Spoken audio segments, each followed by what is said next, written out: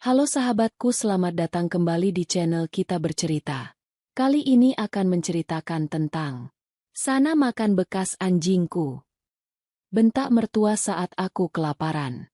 3 jam kemudian, tangis suamiku pecah dan mertua jatuh pingsan begitu tahu. Sebelum ceritanya dimulai, silahkan tulis di kolom komentar, dari kota mana saja kalian berasal. Jangan lupa tekan like dan subscribe, agar channel ini bisa berkembang dan bisa memberikan cerita yang lebih menarik lagi. Aroma semur daging yang gurih dan harum semerbak memenuhi setiap sudut rumah megah berlantai 2 itu. Di dalam dapur yang bersih dan mewah, Santi berdiri dengan tangan yang gemetar. Sejak pagi buta, wanita berusia 26 tahun itu belum menyentuh makanan sama sekali. Perutnya terasa perih, melilit bagai diremas-remas.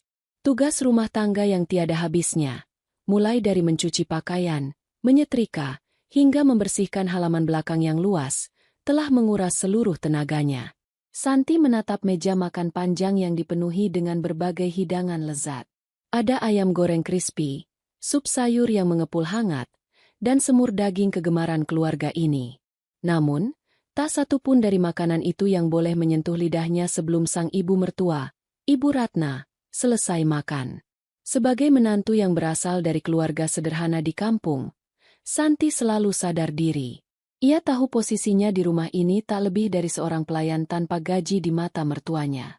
Langkah kaki yang anggun namun penuh keangkuhan terdengar mendekat. Ibu Ratna berjalan masuk ke area makan, mengenakan pakaian sutra indahnya.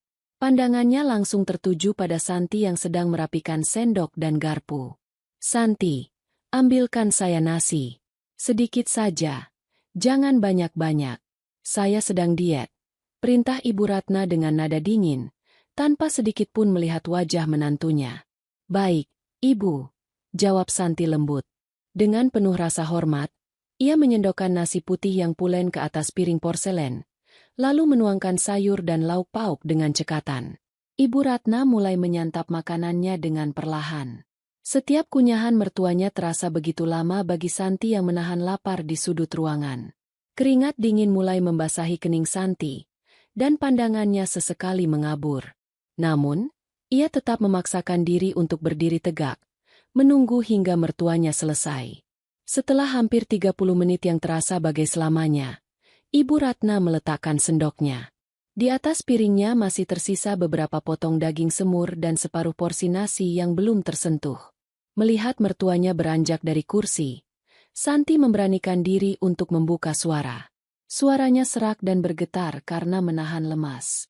"Maaf, Ibu, jika Ibu sudah selesai, bolehkah Santi memakan sisa semur daging yang ada di wajan?" Kebetulan sejak pagi Santi belum sempat sarapan. Ibu Ratna menghentikan langkahnya. Ia berbalik, menatap Santi dari ujung rambut hingga ujung kaki dengan tatapan merendahkan. Senyum sinis terukir di bibirnya yang dipulas lipstik merah cerah. "Kamu mau makan semur daging itu?" tanya Ibu Ratna. Nadanya terdengar meremehkan. "Iya, Ibu." Perut Santi sudah sangat perih, bisik Santi, berharap ada secercah rasa iba di hati wanita parubaya di hadapannya. Bukannya memberikan izin, Ibu Ratna justru berjalan menuju tempat makanan khusus milik Loki, anjing ras peliharaan kesayangannya yang berada di pojok dapur. Ibu Ratna mengambil mangkuk makanan besi milik Loki yang baru saja diisi dengan potongan daging premium oleh asisten rumah tangga lain beberapa saat lalu, namun baru dicicipi sedikit oleh anjing tersebut. Dengan kasat mata, Ibu Ratna membawa mangkuk itu dan meletakkannya dengan kasar di lantai, tepat di depan kaki Santi. "Sana makan bekas anjingku," bentak Ibu Ratna. Suaranya menggelegar memenuhi dapur yang sunyi. "Kamu itu tidak tahu diuntung, Santi. Sudah bagus anakku, Bagas, mau menikahimu dan membawamu keluar dari kampung kumuhmu itu. Beraninya kamu meminta makanan mewah di rumah ini? Kalau lapar, itu di lantai cocok untukmu." Air mata yang sejak tadi ditahan Santi akhirnya tumpah membasahi pipinya yang pucat. Kata-kata itu menghantam dadanya begitu telak. Lebih menyakitkan daripada rasa lapar yang menyiksa fisiknya. Hati wanita mana yang tidak hancur diperlakukan lebih rendah daripada seekor hewan peliharaan? Tapi Ibu, Santi ini manusia. Santi istri Bagas. Ucap Santi terbata-bata di sela tangisnya. Istri? Bagi saya, kamu hanya parasit. Jangan pernah membantah perkataanku. Bersihkan meja ini sekarang juga. Setelah memuntahkan kekesalannya, Ibu Ratna berbalik dan berjalan pergi meninggalkan dapur dengan angkuh, membiarkan Santi terpaku dalam tangis yang menyayat hati.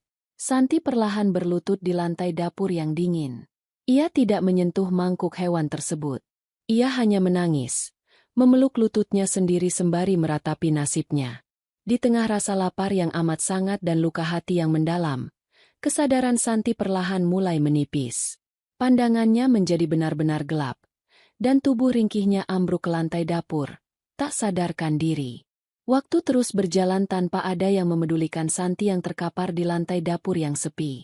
Hingga tak terasa, 3 jam telah berlalu. Tepat pukul 5 sore, pintu depan rumah terbuka.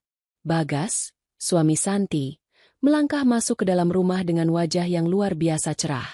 Di tangannya, ia mendekap sebuah map tebal berwarna coklat dengan logo sebuah rumah sakit internasional ternama. Senyum di wajah pria itu begitu lebar, memancarkan kebahagiaan yang belum pernah terlihat sebelumnya. "Ibu, Santi, aku pulang," seru Bagas dengan suara lantang penuh kegembiraan. Ibu Ratna yang sedang bersantai di ruang tengah langsung bangkit berdiri menyambut putra kesayangannya. Bagas sudah pulang. Kok tumben jam segini sudah sampai rumah? Nak, kelihatannya senang sekali. Ada apa? Bagas tidak langsung menjawab. Ia menggenggam tangan ibunya dengan erat. Matanya berkaca-kaca karena luapan emosi yang membuncah. Ibu harus tahu ini. Ini adalah hari paling bahagia dalam hidupku. Juga hidup kita semua. Ada apa, Bagas? Jangan membuat ibu penasaran, tanya Ibu Ratna. Ikut tersenyum melihat kebahagiaan putranya.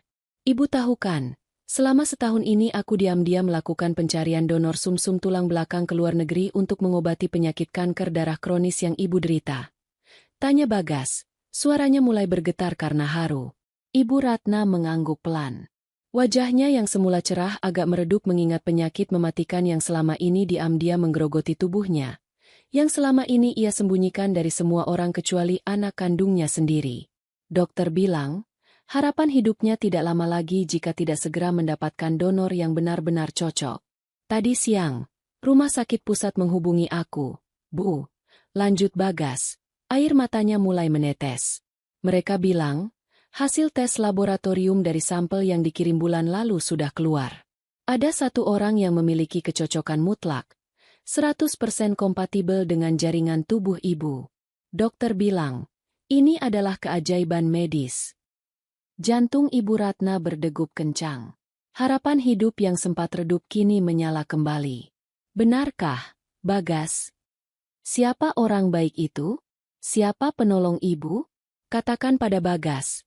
Ibu akan memberikan apa saja, uang, perhiasan, apapun asalkan dia mau mendonorkannya untuk ibu. Bagas tersenyum di balik tangis harunya. Ia membuka map coklat tersebut, mengambil lembaran surat hasil laboratorium, lalu menunjuk sebuah nama yang tertera dengan jelas di sana sebagai sang penolong tunggal hidup ibunya. Ibu tidak perlu membayar apa-apa, karena penolong ibu adalah orang terdekat kita. Orang yang selama ini selalu ada di rumah ini, ucap Bagas dengan suara yang pecah oleh tangis bahagia. Lihat ini, Bu. Pendonor yang cocok 100% dengan ibu adalah Santi. Santi, istriku, menantu ibu sendiri. DG. Bagai disambar petir di siang bolong, senyum di wajah Ibu Ratna langsung lenyap seketika. Tubuhnya mendadak kaku, darahnya seolah berhenti mengalir. Santi? Bisik Ibu Ratna dengan bibir yang mendadak keluh dan memucat. Iya, Bu. Santi. Bulan lalu aku diam-diam membawa sampel darah Santi saat dia medical check-up. Dan ternyata dialah satu-satunya pemilik sumsum tulang belakang yang bisa menyelamatkan nyawa ibu. Bagas menangis bahagia, memeluk ibunya dengan erat tanpa menyadari perubahan drastis pada raut wajah sang ibu. Santi adalah malaikat penolong kita. Bu. Di mana dia sekarang? Aku harus memeluknya dan berterima kasih padanya. Mendengar pertanyaan Bagas, Seluruh dunia Ibu Ratna serasa runtuh. Bayangan kejadian 3 jam lalu di dapur langsung berputar kejam di dalam benaknya.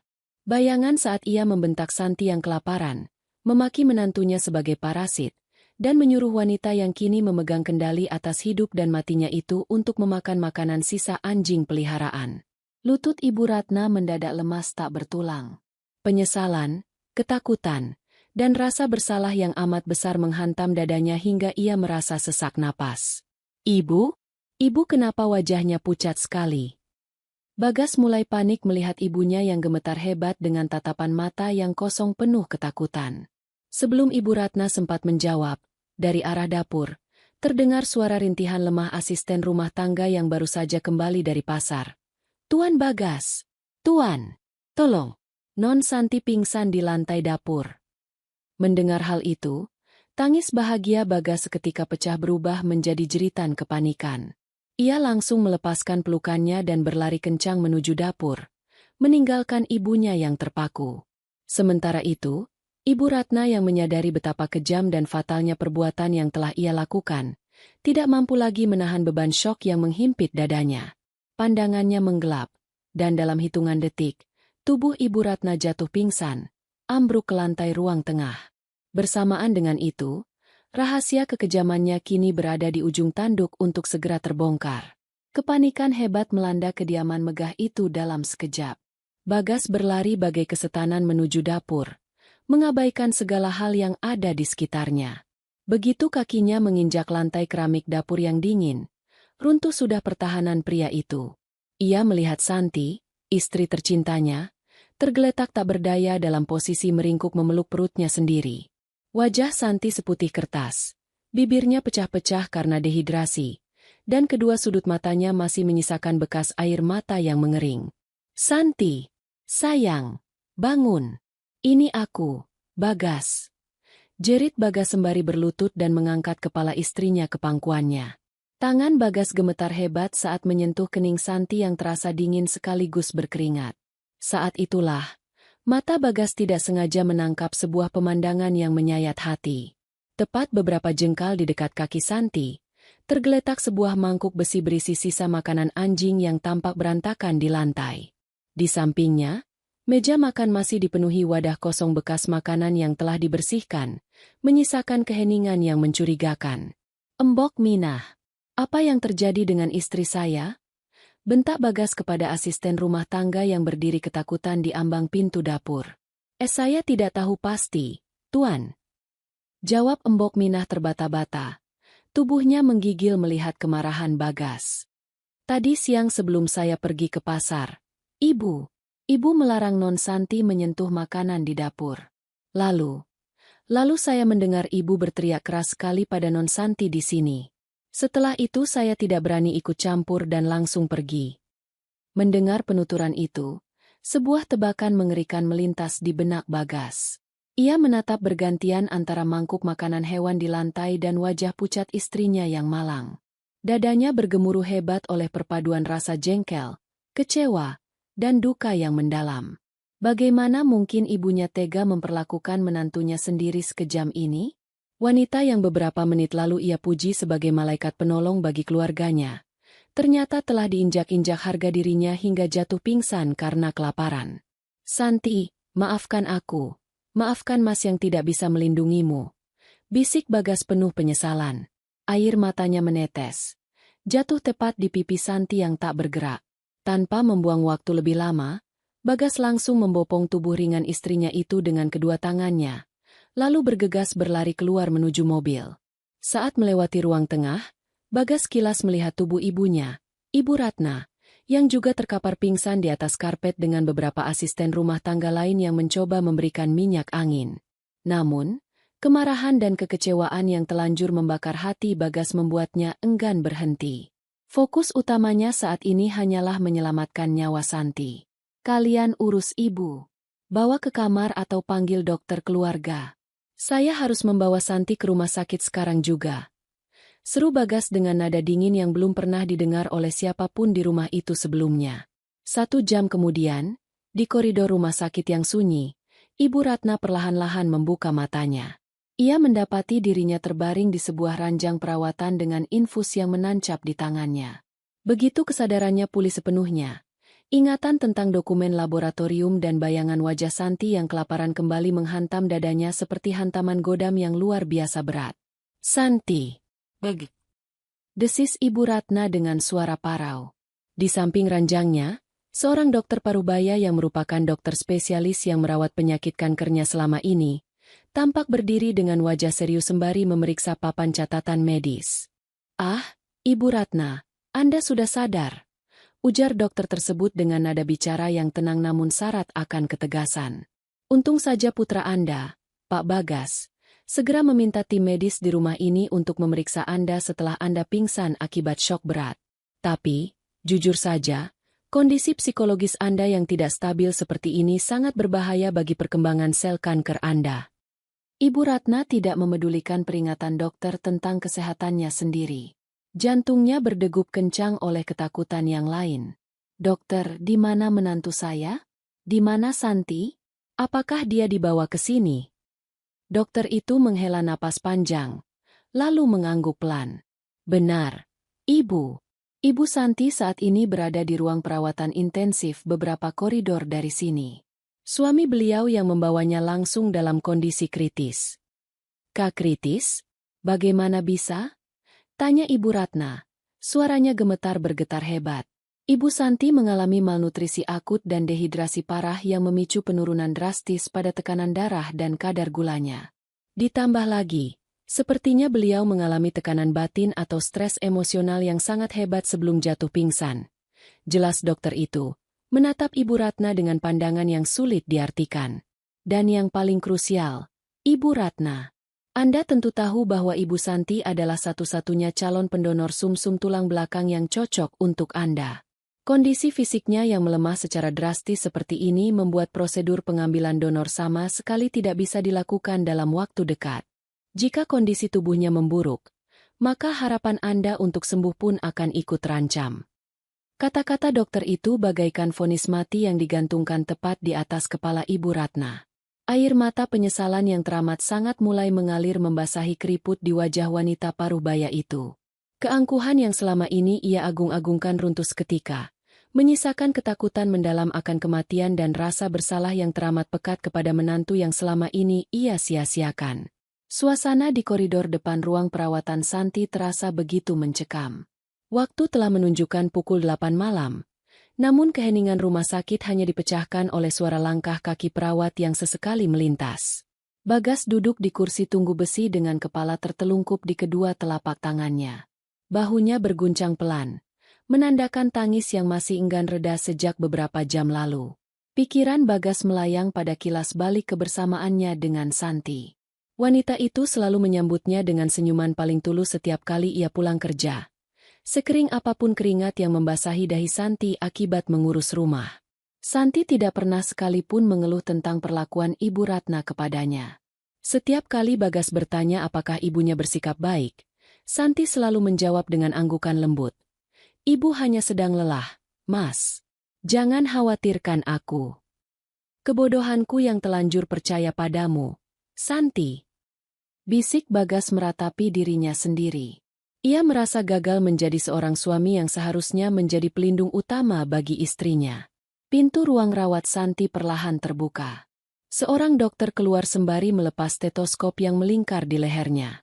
Bagas langsung tersentak berdiri, menghampiri sang dokter dengan tatapan mata penuh harap yang bercampur cemas. "Dokter, bagaimana keadaan istri saya? Apakah Santi sudah sadar?" tanya Bagas bertubi-tubi. Dokter itu tersenyum tipis, sebuah isyarat kecil yang sedikit meringankan beban di dada Bagas. "Kondisi fisik Ibu Santi sudah mulai stabil setelah kami memberikan cairan infus dan nutrisi dosis tinggi. Masa kritisnya telah lewat, dan beberapa menit yang lalu beliau sudah siuman.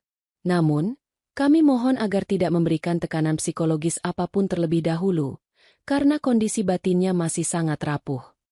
Bolehkah saya masuk dan menemuinya, Dok?" "Silakan, Pak Bagas.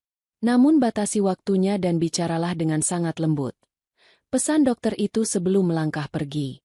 Dengan tangan yang masih gemetar, Bagas perlahan mendorong pintu kamar rawat tersebut. Di dalam ruangan yang didominasi warna putih itu, Santi tampak terbaring lemah. Selang infus menempel di punggung tangannya, dan sepasang matanya yang sayu menatap sayup ke arah langit-langit kamar. Mendengar suara pintu terbuka, Santi menolehkan kepalanya dengan lambat. "Mas Bagas," bisik Santi dengan suara yang hampir tak terdengar. Bagas langsung menghambur ke sisi ranjang, berlutut di samping tempat tidur istrinya, lalu menggenggam jemari Santi yang terasa begitu kurus dan dingin. Ia mengecup punggung tangan itu berkali-kali, membiarkan air matanya membasahi kulit sang istri. "Maafkan Mas. Sayang. Maafkan Mas yang terlambat pulang. Mas sudah tahu semuanya dari Mbok Minah," ucap Bagas dengan suara sengau karena menahan tangis. "Kenapa kamu tidak pernah cerita kalau ibu memperlakukanmu seperti ini? Kenapa kamu menyembunyikan semua rasa sakit ini sendirian, Santi?" Santi memandang suaminya dengan tatapan mata yang syarat akan kedewasaan sekaligus luka yang mendalam. Air mata kembali bergulir dari sudut matanya, membasahi bantal tempatnya bersandar. "Aku hanya tidak ingin Mas Bagas terbebani," jawab Santi terbata-bata. Tenggorokannya masih terasa kering. "Ibu sedang sakit keras, Mas. Aku tahu ibu sering bersikap keras karena menahan rasa sakit di tubuhnya. Aku tidak ingin menjadi penyebab pertengkaran antara Mas dengan ibu." Mendengar ketulusan hati istrinya yang bahkan masih memikirkan kondisi orang yang telah menyakitinya, hati Bagas bagai diiris sembilu. Ketulusan Santi justru membuat rasa bersalah di dalam dada Bagas kian membumbung tinggi. Sementara itu, di ujung koridor, sesosok wanita parubaya tampak berjalan dengan sangat pelan dan tertatih-tatih. Ibu Ratna, dengan tiang infus yang ia dorong sendiri menggunakan tangan kirinya, memaksakan diri melangkah menuju kamar rawat Santi. Wajahnya yang biasa dipenuhi keangkuhan, kini hanya menyisakan guratan ketakutan, penyesalan, dan rasa malu yang luar biasa besar. Langkah kaki Ibu Ratna terhenti tepat di depan pintu kamar Santi yang sedikit terbuka. Melalui celah sempit itu, ia bisa mendengar dengan jelas setiap untaian kata maaf yang diucapkan putranya, dan yang paling memukul hatinya, ia mendengar bagaimana Santi, menantu yang ia maki lebih rendah dari seekor anjing, justru membela dirinya di hadapan Bagas. Tangan Ibu Ratna yang bebas gemetar hebat saat hendak menyentuh gagang pintu. Ada rasa bersalah yang teramat pekat yang tiba-tiba mengunci pergerakannya. Ia ingin masuk, berlutut, dan memohon ampunan. Namun ia sadar bahwa dosanya hari ini teramat besar untuk dimaafkan dengan mudah. Di ambang pintu itu, Ibu Ratna hanya bisa berdiri terpaku, mendengarkan tangisan sepasang suami istri di dalam ruangan sembari meratapi keangkuhan hidupnya yang kini berbalik menjadi bumerang pemutus harapan hidupnya sendiri. Ibu Ratna masih berdiri mematung di balik daun pintu yang sedikit terbuka. Setiap embusan napas dari dalam ruangan itu seolah menjelma menjadi duri yang menusuk dinding kesadarannya. Air matanya mengalir tanpa suara, membasahi pipinya yang kian tirus. Sepanjang hidupnya yang bergelimang kemewahan, ia selalu merasa berada di atas angin, memegang kendali atas segalanya. Namun malam ini, di koridor rumah sakit yang dingin, seluruh keangkuhan itu runtuh tak berbekal sisa. Di dalam ruangan, Bagas masih menggenggam erat tangan Santi. Pria itu menempelkan keningnya di atas jemari istrinya yang terbebat jarum infus. "Mas tidak bisa membiarkan ini terus berlanjut, Santi," ujar Bagas dengan nada suara yang bergetar namun syarat akan ketegasan. "Besok, setelah kondisimu membaik dan dokter mengizinkanmu pulang, kita akan pindah dari rumah itu. Mas akan mencari kontrakan kecil, apa saja, asalkan kamu tidak perlu lagi menahan siksaan batin seperti ini." Santi terdiam. Matanya yang sayu menatap wajah suaminya yang tampak begitu kuyu dan penuh beban. Ada rasa haru yang membuncah di hatinya melihat pembelaan Bagas. Namun di sisi lain, nuraninya sebagai seorang wanita dan seorang istri merasa bimbang. "Mas, lalu bagaimana dengan ibu?" tanya Santi dengan suara lirih, nyaris seperti bisikan. "Ibu sedang sakit parah, Mas. Siapa yang akan menjaga dan mengurus keperluannya kalau kita pergi?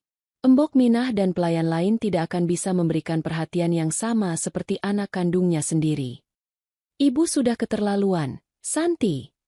Nada suara Bagas meninggi, dipenuhi emosi yang telanjur memuncak, membuat Santi sedikit tersentak.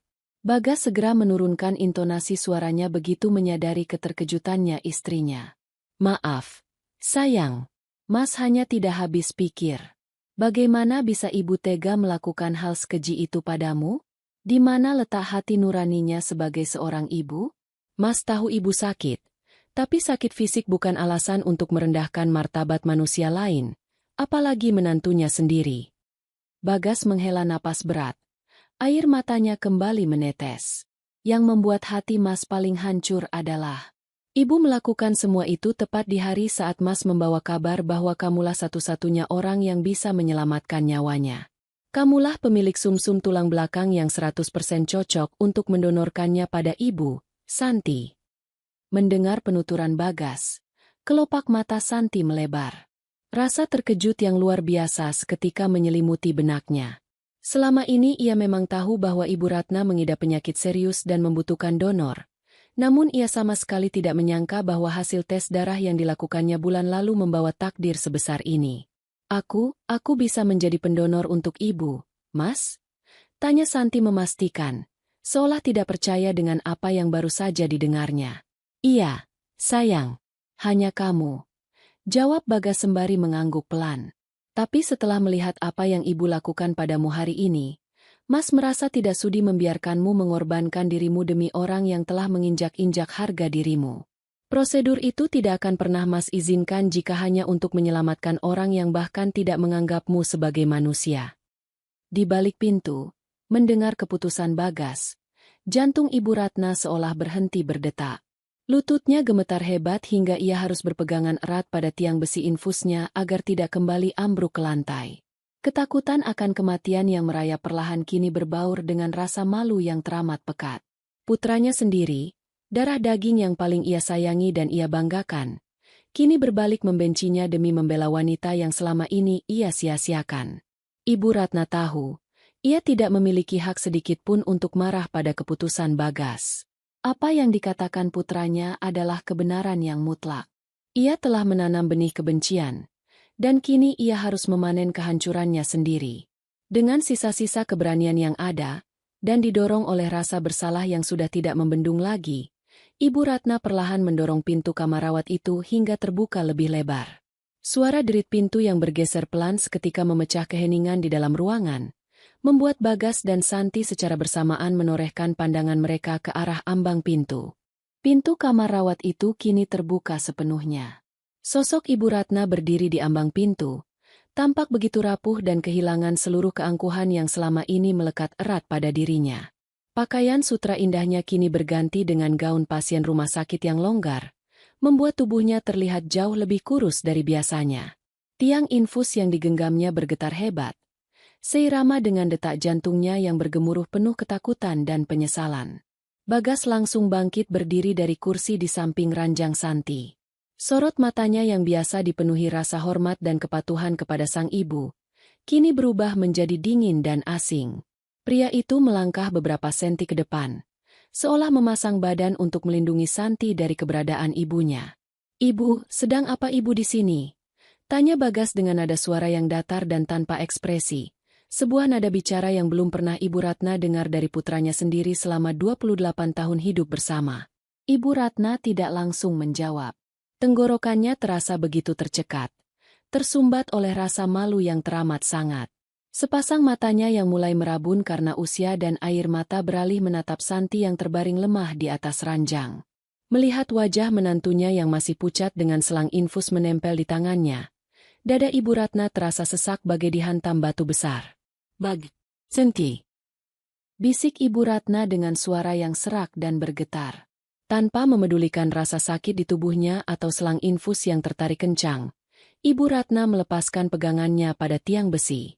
Ia melangkah tertatih-tatih mendekati ranjang Santi. Dan sebelum Bagas sempat mencegahnya, wanita parubaya yang biasanya selalu mendongakkan kepala penuh kesombongan itu perlahan-lahan menekuk lututnya, menjatuhkan dirinya bersimpuh di lantai rumah sakit yang dingin, tepat di samping ranjang menantunya. "Ibu!" Bagas terkejut melihat aksi ibunya yang tiba-tiba bersujud. "Santi, maafkan ibu." "Nak, maafkan ibu." Ratap Ibu Ratna. Suaranya pecah menjadi tangisan yang begitu memilukan. Kedua tangannya yang gemetar mencoba meraih ujung selimut Santi, memegangnya dengan erat seolah benda itu adalah satu-satunya tali penyelamat hidupnya. Ibu hilaf. Santi. Ibu telah menjadi manusia yang paling kejam di dunia ini. Ibu telah merendahkanmu.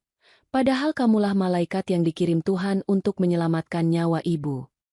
Air mata Ibu Ratna menetes membasahi spray ranjang rumah sakit. Penyesalan yang mendalam meremukan seluruh harga dirinya. Ia menyadari betapa menjijikannya perbuatannya 3 jam lalu di dapur. Memaki seorang wanita tulus yang bahkan tidak pernah membalas kejahatannya dengan kata-kata kasar. Santi yang melihat mertuanya bersimpuh di bawah kakinya merasa tidak tega.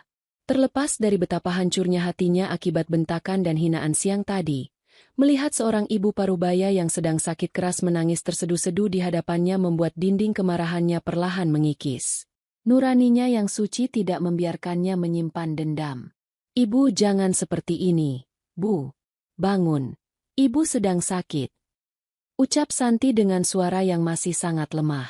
Ia berusaha menggerakkan tubuhnya, mencoba meraih pundak mertuanya dengan tangannya yang bebas dari infus.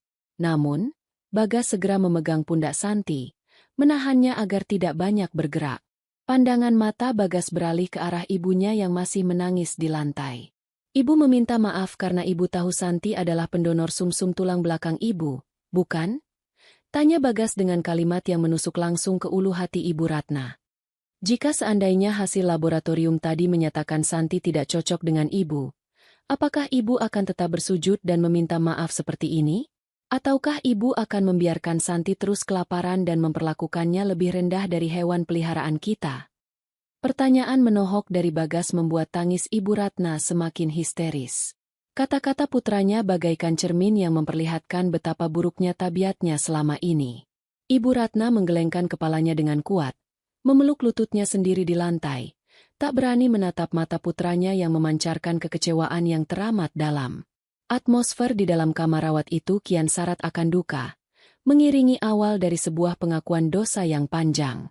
Keheningan kembali menyergap ruangan seiring dengan pertanyaan menohok yang dilontarkan oleh Bagas. Pertanyaan itu menggantung di udara, seolah menuntut jawaban jujur dari lubuk hati Ibu Ratna yang paling dalam. Di atas lantai yang dingin, wanita parubaya itu semakin menundukkan kepalanya, tak berani menatap sang putra yang kini berdiri tegak membelakangi cahaya lampu kamar. Tidak, Bagas bukan begitu.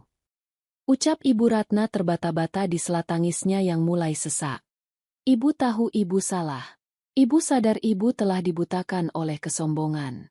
Bahkan sebelum kamu membawa surat itu, saat ibu kembali ke kamar setelah kejadian di dapur, hati ibu sudah merasa tidak tenang. Demi Allah, Nak, ibu sangat menyesal. Bagas memalingkan wajahnya, enggan melihat air mata yang mengalir di pipi ibunya. Baginya, penyesalan yang datang setelah segalanya terlambat terasa begitu hambar.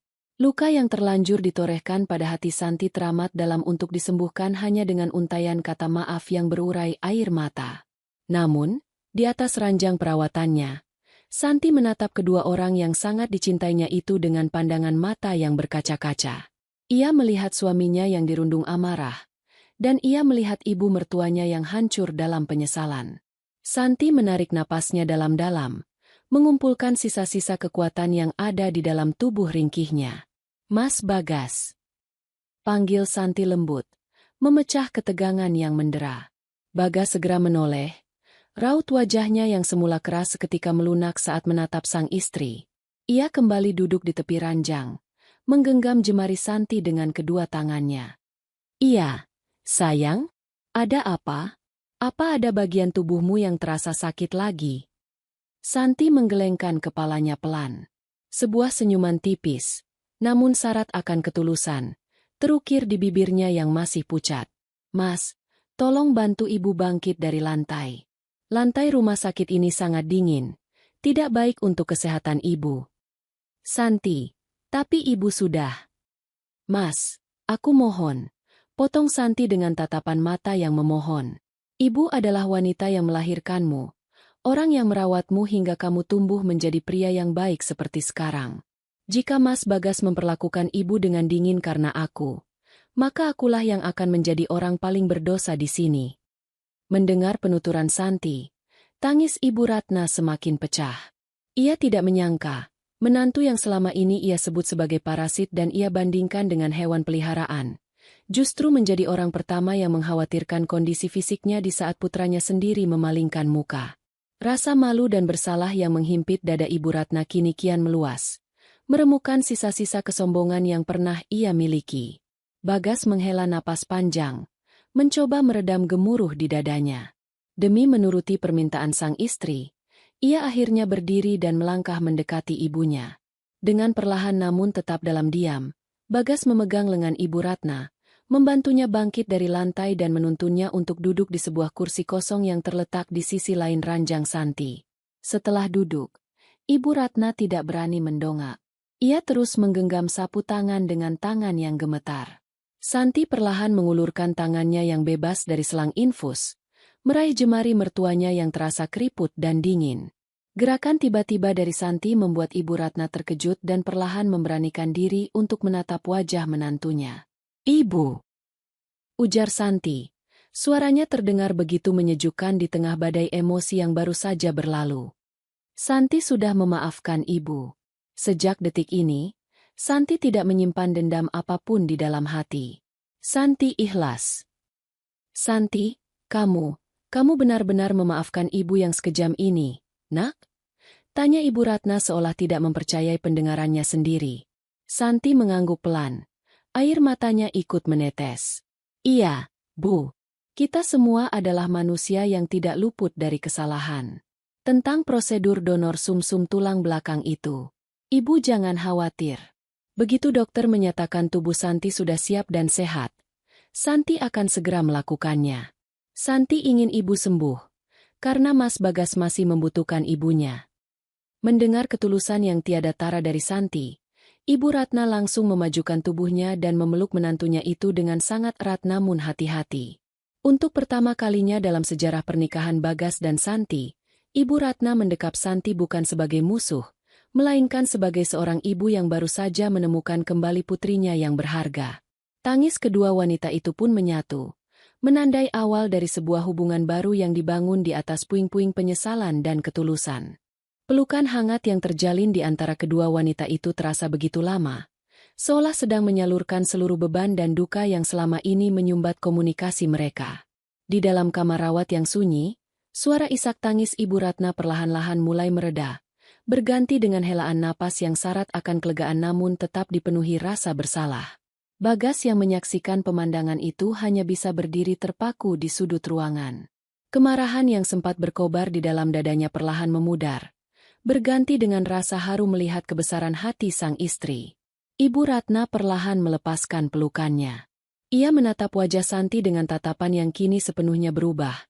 Tidak ada lagi sorot mata merendahkan, yang ada hanyalah pancaran kasih sayang dan rasa hormat yang mendalam kepada menantunya.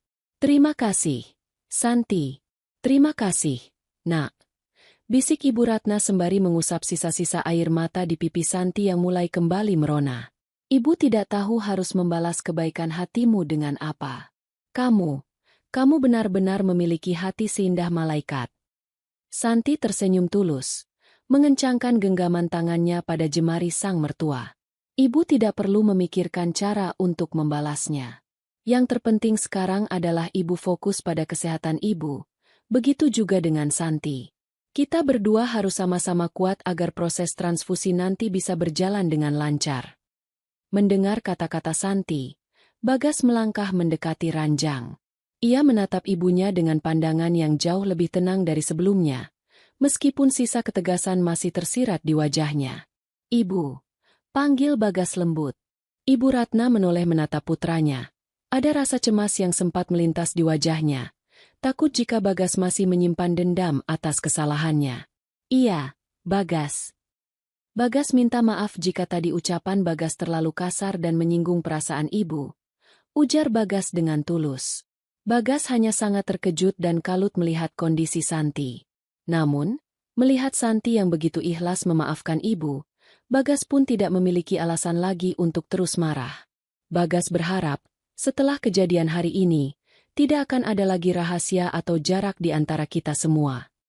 Ibu Ratna mengangguk dengan cepat. Air matanya kembali merebak namun kali ini karena rasa syukur. Ibu yang salah, Bagas. Ibu yang harusnya paling banyak meminta maaf pada kalian berdua. Ibu berjanji, demi sisa hidup ibu akan menjaga Santi dan menyayanginya seperti anak kandung ibu sendiri. Rumah itu tidak akan pernah lagi menjadi tempat yang menakutkan bagi Santi. Keesokan paginya, sinar matahari hangat mulai menerobos masuk melalui celah gorden kamar rawat, membawa atmosfer baru yang lebih cerah dan penuh harapan. Dokter spesialis yang merawat Santi dan Ibu Ratna masuk bersama beberapa perawat untuk melakukan pemeriksaan rutin pasca kritis. Setelah memeriksa denyut nadi dan memantau perkembangan cairan infus Santi, dokter tersebut tersenyum puas sembari mencatat sesuatu di papan medisnya. Perkembangan yang sangat luar biasa, ujar dokter itu dengan nada optimis. Kadar gula darah dan tekanan darah Ibu Santi sudah kembali normal. Sepertinya ketenangan pikiran dan dukungan emosional dari keluarga membuat proses pemulihan fisik beliau berjalan jauh lebih cepat dari perkiraan kami. Bagas yang berdiri di samping ranjang langsung bernapas lega. Jadi, apakah istri saya sudah boleh diperbolehkan pulang, Dok? Secara fisik, jika hari ini tidak ada keluhan pusing atau mual, besok pagi Ibu Santi sudah bisa rawat jalan, jawab dokter. Kemudian, pandangan sang dokter beralih kepada Ibu Ratna yang duduk setia di kursi samping ranjang. Dan untuk Ibu Ratna, melihat kondisi Ibu Santi yang membaik dengan cepat, kami bisa mulai menjadwalkan persiapan praoperasi untuk transfusi sumsum tulang belakang dalam waktu 2 minggu ke depan. Tentu saja, dengan syarat kedua belah pihak harus tetap menjaga nutrisi dan istirahat yang cukup. Mendengar pengumuman dari dokter, rona kebahagiaan seketika terpancar di wajah ketiga orang tersebut. Ibu Ratna langsung menggenggam tangan Santi dengan erat, sementara Bagas mengecup kening istrinya penuh rasa syukur. Kisah yang semula diawali dengan air mata kelaparan dan kehancuran harga diri di ujung dapur, kini perlahan-lahan berbalik arah menuju sebuah muara kesembuhan dan kebahagiaan keluarga yang sesungguhnya. 2 minggu berlalu sejak malam yang penuh ketegangan di rumah sakit itu. Suasana di dalam rumah megah berlantai 2 milik keluarga Bagas kini telah berubah total. Tidak ada lagi keheningan yang mencekam atau tatapan mata yang penuh keangkuhan. Sebagai gantinya, kehangatan yang tulus perlahan-lahan mulai tumbuh dan merayapi setiap sudut ruangan. Pagi itu, cahaya matahari yang cerah menyusup masuk melalui jendela dapur yang besar. Di atas meja marmer yang bersih, kini tidak hanya dipenuhi oleh hidangan mewah untuk Ibu Ratna semata, melainkan menu sarapan sehat yang sengaja disiapkan khusus untuk memulihkan stamina Santi dan mertuanya menjelang hari operasi yang kian dekat. Santi berdiri di depan kompor, perlahan mengaduk sup ayam kampung yang aromanya harum semerbak. Kondisi fisiknya sudah pulih sepenuhnya. Pipinya tidak lagi pucat, dan binar matanya yang sempat meredup kini telah kembali memancarkan kebahagiaan. Saat Santi hendak mengangkat panci sup, sebuah tangan dengan lembut menahan lengannya. Santi menoleh dan mendapati Ibu Ratna sudah berdiri di sampingnya dengan senyuman hangat terukir di wajah paruh bayanya. Biar ibu saja yang bawa ke meja makan. Santi, kamu tidak boleh terlalu lelah, nak, ujar Ibu Ratna lembut. Ia mengambil alih mangkuk besar itu dengan hati-hati. Tidak apa-apa, Ibu. Santi sudah kuat kok, lagi pula tugas ini sudah biasa Santi lakukan. Jawab Santi dengan rasa hormat yang tidak pernah berkurang sedikit pun. Ibu Ratna menggelengkan kepalanya pelan. Matanya menatap Santi dengan pandangan penuh kasih sayang yang kini terasa sangat alami. Ibu tahu. Tapi sekarang semuanya berbeda. Di rumah ini, kamu bukan lagi orang yang harus melayani semuanya sendirian. Kamu adalah anak perempuan ibu. Mendengar kalimat itu, dada Santi terasa menghangat. Rasa sakit dan trauma dari kejadian beberapa minggu lalu seolah menguap begitu saja, digantikan oleh rasa syukur yang teramat besar atas perubahan sikap mertuanya. Hubungan mereka yang sempat retak kini justru merekat jauh lebih kuat dari sebelumnya. Tak lama kemudian, Bagas melangkah masuk ke dalam area makan sembari merapikan dasi kerjanya. Langkah kakinya terhenti sejenak. Senyuman lebar langsung terkembang di wajahnya saat menyaksikan kebersamaan dua wanita paling berharga dalam hidupnya itu. Wah, aromanya enak sekali. Sepertinya sarapan hari ini spesial. Goda Bagas sembari menarik kursi dan duduk di meja makan. Tentu saja spesial, Mas. Ini sup ayam kampung khusus untuk meningkatkan hemoglobin ibu dan aku sebelum masuk rumah sakit lusa nanti. Jawab Santi sembari menyendokkan nasi hangat ke piring Bagas. Lalu beralih menyendokkan nasi ke piring Ibu Ratna dengan porsi yang pas. Ibu Ratna menerima piring itu dengan kedua tangannya. Lalu menatap Bagas dan Santi bergantian.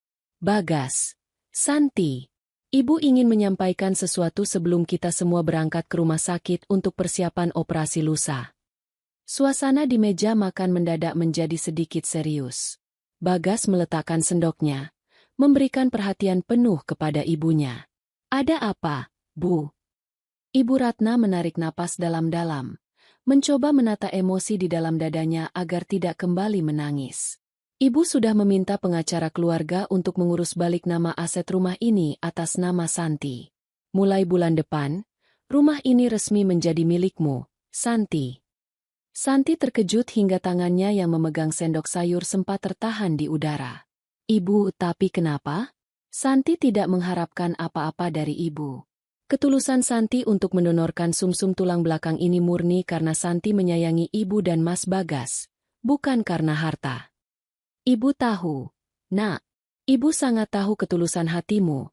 Potong Ibu Ratna dengan mata yang mulai berkaca-kaca. Ia meraih tangan Santi di atas meja dan menggenggamnya erat. Ini bukan upah atau bayaran untuk kebaikanmu. Karena nyawa dan ketulusanmu tidak akan pernah bisa dinilai dengan materi. Ini adalah bentuk penyesalan dan tanda terima kasih ibu, sekaligus jaminan bahwa di masa depan, tidak akan ada seorang pun yang bisa mengusirmu atau merendahkanmu lagi di rumah ini. Rumah ini adalah tempat perlindunganmu. Bagas tersenyum haru mendengar keputusan ibunya. Ia menggenggam tangan ibunya yang bebas, mengangguk setuju. Terima kasih, Ibu. Keputusan ibu membuat Bagas merasa tenang. Santi tidak mampu berkata-kata lagi. Air mata haru bergulir di pipinya. Ia menyadari bahwa badai besar yang sempat menghantam rumah tangganya kini telah berlalu, meninggalkan pelangi yang begitu indah berupa keikhlasan, pengampunan, dan cinta keluarga yang sesungguhnya. Hari yang dinantikan sekaligus mendebarkan itu akhirnya tiba. Lorong-lorong rumah sakit internasional bernuansa putih bersih itu tampak tenang. Namun di dalam salah satu ruang persiapan operasi, ketegangan tipis menyelimuti udara. Bau antiseptik yang khas tercium samar, berbaur dengan suara detak ritmis dari monitor jantung yang memantau kondisi vital pasien. Santi sudah mengenakan pakaian khusus operasi berwarna hijau muda. Rambutnya ditutup rapi dengan cap medis. Ia berbaring di atas ranjang dorong dengan selang infus yang kembali terpasang di punggung tangannya. Di sampingnya, dipisahkan oleh sebuah tirai medis yang terbuka setengah. Ibu Ratna juga berbaring di ranjang yang sama, siap menjalani prosedur besar yang akan menentukan kelanjutan hidupnya. Bagas berdiri di antara kedua ranjang tersebut. Wajah pria itu tampak tegang. Garis-garis kecemasan terlihat jelas di keningnya meskipun ia berulang kali mencoba memaksakan sebuah senyuman untuk menenangkan istri dan ibunya. Ia menggenggam tangan kanan Santi dengan tangan kirinya. Sementara tangan kanannya menggenggam erat jemari ibunya. Mas, jangan terlalu tegang. Wajahmu terlihat lebih pucat daripada kami yang mau dioperasi, bisik Santi lembut, mencoba memecah keheningan sekaligus mengurangi beban pikiran suaminya. Bagas menghela napas panjang, lalu mengecup punggung tangan Santi dengan takzim. Bagaimana Mas tidak tegang, sayang? Dua orang yang paling Mas cintai di dunia ini akan masuk ke dalam ruang operasi secara bersamaan. Mas hanya berdoa agar semuanya berjalan lancar tanpa ada hambatan sedikit pun. Ibu Ratna menolehkan kepalanya ke arah Bagas dan Santi. Wajahnya yang mulai digerogoti penyakit itu tampak jauh lebih damai daripada beberapa minggu lalu. Ketakutan yang sempat menghantuinya kini telah digantikan oleh rasa pasrah dan iman yang tebal, berkat ketulusan yang terus dialirkan oleh Santi setiap harinya. Bagas, kamu harus percaya pada tim dokter. Dan yang paling penting, kita harus percaya pada kekuatan doa, ujar Ibu Ratna dengan suara yang tenang namun berwibawa. Pandangannya kemudian beralih sepenuhnya kepada Santi. Santi, anakku. Sekali lagi ibu meminta maaf karena harus merepotkanmu sejauh ini. Terima kasih karena tidak pernah berubah pikiran. Santi membalas tatapan mertuanya dengan binar mata yang penuh dengan keyakinan. Ibu jangan berkata seperti itu lagi. Kita sudah sepakat untuk melupakan masa lalu, bukan? Lusa, saat kita berdua bangun dari operasi ini, ibu akan memiliki sel darah baru yang sehat. Kita akan pulang ke rumah dan memulai semuanya dari awal. Mendengar kalimat penguat dari menantunya, setitik air mata haru lolos dari sudut mata Ibu Ratna. Ia mengangguk pelan, menggenggam balik tangan Bagas dengan sisa kekuatan yang dimilikinya. Tak lama kemudian, pintu ruang persiapan terbuka. 2 orang dokter spesialis bedah beserta beberapa perawat masuk dengan langkah yang cekatan namun tetap tenang. Jam dinding digital di ruangan itu menunjukkan tepat pukul 8 pagi. Waktu yang telah dijadwalkan untuk memulai prosedur pengambilan dan transplantasi sumsum tulang belakang. Baik, Pak Bagas, Ibu Ratna, dan Ibu Santi. Waktunya sudah tiba, ujar dokter utama dengan nada suara yang ramah namun profesional. Tim medis kami sudah siap di dalam. Kita akan memulai proses anestesi terlebih dahulu untuk Ibu Santi di ruang sebelah, disusul dengan persiapan untuk Ibu Ratna. Prosedur ini akan memakan waktu beberapa jam, jadi kami mohon Pak Bagas untuk menunggu di ruang tunggu yang telah disediakan. Bagas mengangguk pelan. Ia melepaskan genggaman tangannya secara perlahan, memberikan ruang bagi para perawat untuk mulai mendorong ranjang Santi terlebih dahulu. Sebelum ranjang itu bergerak menjauh, Bagas mendekatkan wajahnya ke telinga Santi, membisikkan untayan doa dan kata cinta yang tulus. Aku mencintaimu, Santi. Mas akan menunggumu di luar sampai kamu membuka mata kembali. Bisik Bagas penuh emosi. Santi mengangguk, melempar senyuman terakhir yang paling manis ke arah suami dan ibu mertuanya sebelum tirai dan pintu ruang operasi benar-benar tertutup di hadapannya. Ranjang Ibu Ratna menyusul beberapa menit kemudian. Kini, di dalam ruang persiapan yang mendadak kosong dan sunyi, Bagas berdiri sendirian. Ia menatap pintu ganda ruang operasi yang tertutup rapat dengan lampu indikator berwarna merah yang mulai menyala di atasnya, menandakan bahwa perjuangan hidup dan mati demi sebuah penebusan dosa dan kesembuhan sejati telah resmi dimulai di dalam sana. Waktu seolah bergerak selembut siput di ruang tunggu operasi yang sunyi. Bagas duduk sendirian di kursi panjang, menatap lurus ke arah pintu ganda berlabel, ruang operasi utama. Di atas pintu itu, lampu indikator berwarna merah menyala terang, seolah-olah menjadi simbol dari batas tipis antara harapan, perjuangan, dan takdir yang sedang dirajut di dalam sana. Setiap detik yang berdetak dari jam dinding besar di koridor terasa seperti hantaman yang bertalu-talu di dada Bagas. Ia merapatkan kedua telapak tangannya, menelungkupkannya di depan wajah sembari tiada henti merapalkan doa keselamatan untuk istri dan ibunya. Pikirannya tidak bisa diam. Bayangan senyum tulus Santi sebelum ranjangnya didorong masuk terus berputar di benaknya, bersanding dengan raut wajah ibunya yang kini pasrah dan penuh penyesalan. Ya Tuhan, lindungilah kedua wanita yang paling hamba cintai. Lancarkanlah jalannya operasi ini. Bisik Bagas dengan suara yang serak. 3 jam berlalu tanpa ada tanda-tanda pintu itu akan terbuka. Kecemasan Bagas kian membumbung tinggi saat melihat seorang perawat keluar dengan tergesa-gesa dari ruang operasi, membawa beberapa kantong darah baru masuk kembali ke dalam. Jantung Bagas berdegup kencang. Ia ingin bangkit dan bertanya, namun ia sadar bahwa mengganggu konsentrasi tim medis di dalam adalah hal terakhir yang boleh ia lakukan. Ia teringat kembali bagaimana perjalanan rumah tangganya bersama Santi yang penuh lika-liku. Santi yang datang dari kesederhanaan kampung, membawa ketulusan yang luar biasa, namun harus menerima luka batin yang teramat perih dari ibunya sendiri. Dan kini, wanita yang sama, yang dulu diusir dan direndahkan, sedang menyerahkan sebagian dari jaringan tubuhnya demi menyambung napas sang ibu mertua. Kebesaran hati Santi adalah sebuah tamparan sekaligus hidayah terbesar bagi keluarga mereka. Tepat pada jam keempat penantian, suara klik yang cukup keras memecah keheningan koridor. Lampu indikator merah di atas pintu operasi mendadak padam, berganti dengan lampu hijau yang menandakan prosedur telah selesai. Bagas langsung tersentak berdiri dari kursinya. Tubuhnya kaku, matanya tidak berkedip menatap pintu ganda yang perlahan terbuka. Sosok dokter utama yang memimpin operasi melangkah keluar terlebih dahulu, sembari melepas masker bedah dan sarung tangan karetnya. Wajah dokter itu tampak lelah setelah berdiri berjam-jam. Namun seulas senyuman tipis yang terkembang di bibirnya seketika meruntuhkan seluruh batu kecemasan yang menghimpit dada Bagas. Dokter, bagaimana keadaan istri dan ibu saya? Tanya Bagas dengan suara yang bergetar hebat karena menahan tangis yang siap pecah. Dokter itu menepuk pundak Bagas dengan lembut. Pak Bagas, bersyukurlah kepada Tuhan. Operasi pengambilan sumsum tulang belakang dari Ibu Santi berjalan dengan sangat lancar tanpa ada komplikasi. Dan proses transplantasi ke tubuh Ibu Ratna juga berhasil diselesaikan dengan baik. Tubuh Ibu Ratna menerima donor tersebut dengan respons yang sangat positif pada tahap awal ini. Mendengar penjelasan itu, pertahanan Bagas runtuh. Ia menutup wajahnya dengan kedua tangan. Tangis haru dan lega yang sejak tadi ditahannya akhirnya pecah di koridor rumah sakit itu. Alhamdulillah. Terima kasih, dokter. Terima kasih banyak. Sama-sama, Pak Bagas. Saat ini keduanya sedang dipindahkan ke ruang pemulihan untuk diobservasi pasca anestesi. Jika kondisinya tetap stabil, dalam 1 jam ke depan Anda sudah bisa menjenguk mereka di ruang rawat intensif. Tambah dokter sebelum berpamitan untuk membersihkan diri. Bagas menyandarkan tubuhnya ke dinding koridor. Perlahan melorot duduk di lantai dengan air mata yang terus mengalir.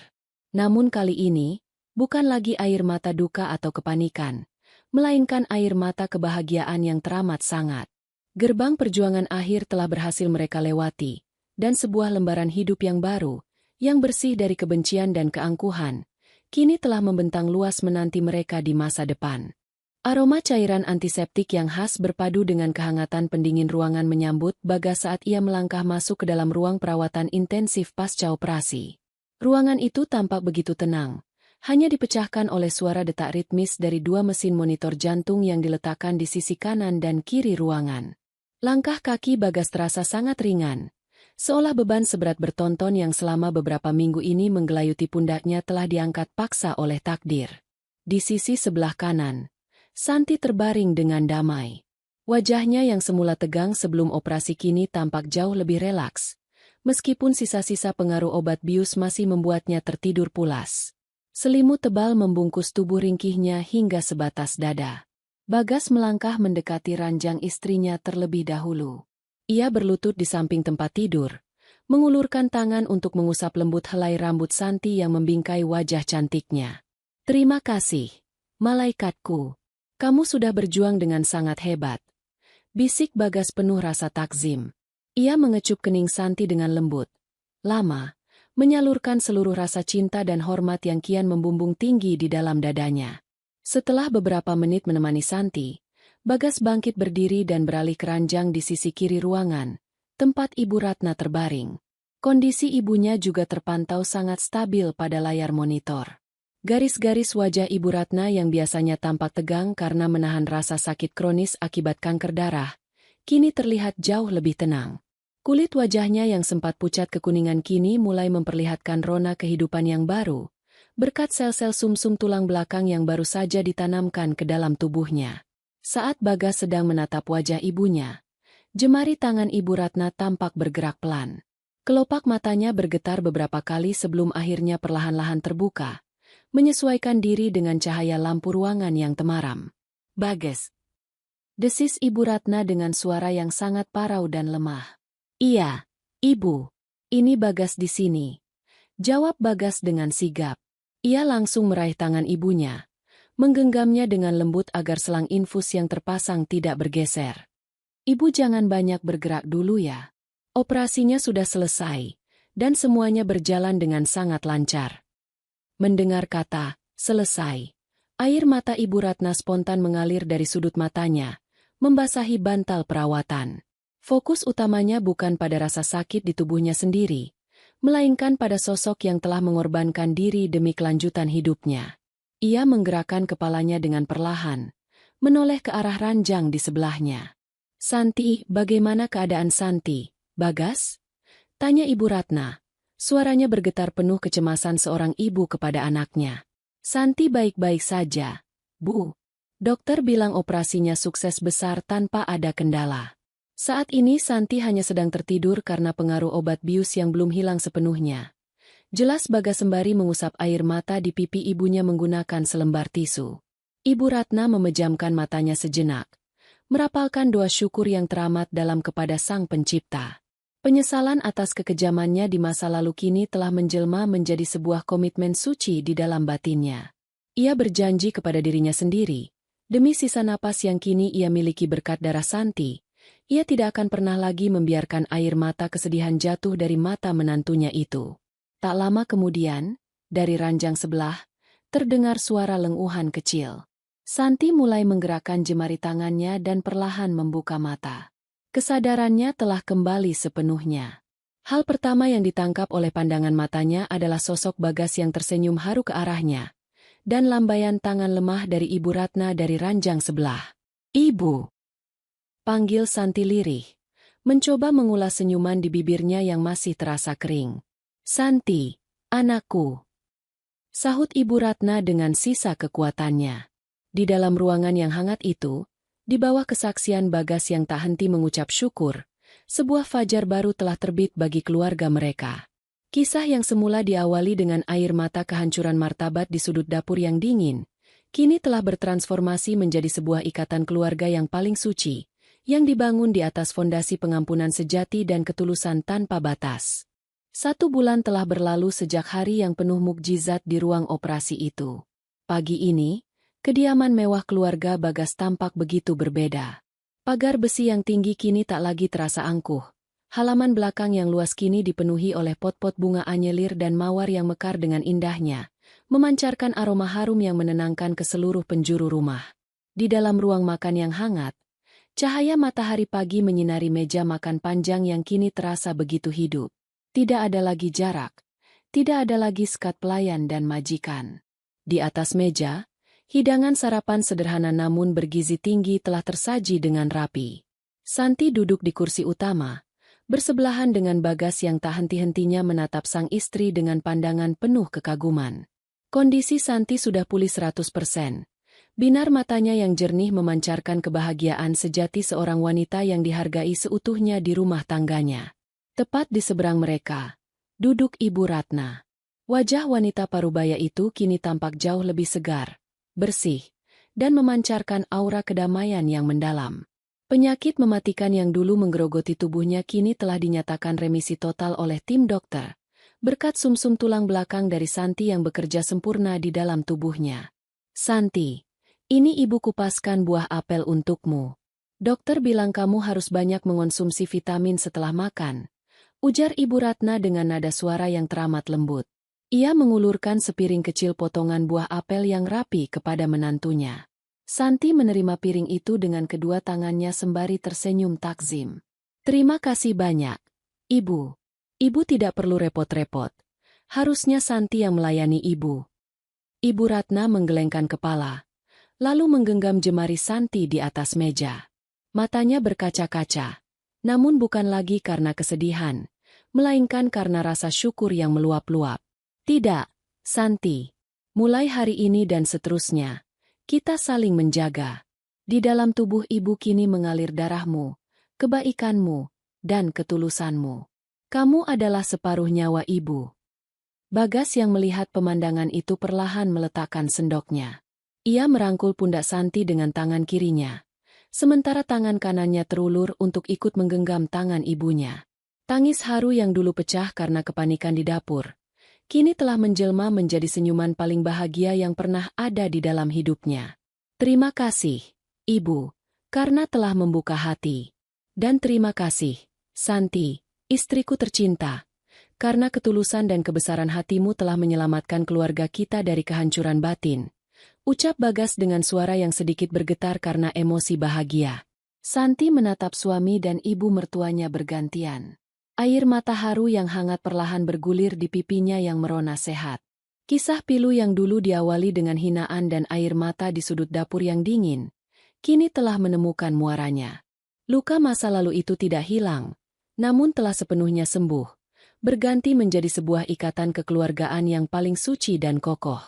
Di bawah naungan atap rumah yang kini penuh dengan kehangatan itu, mereka bertiga melanjutkan sarapan pagi dengan tawa kecil yang saling bersahutan.